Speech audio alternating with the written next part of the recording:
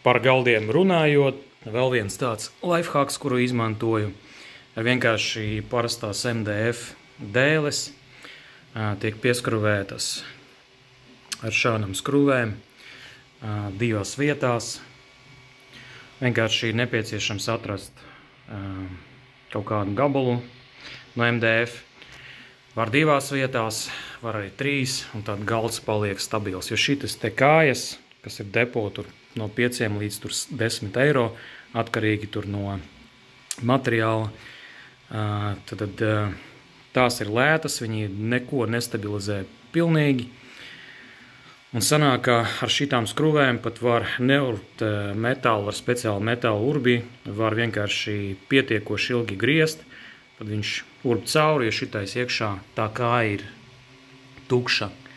Un tad urbi mierīgi cauri, turās, jā, tikai patiesi stipri, jā, kustinot nesanāk.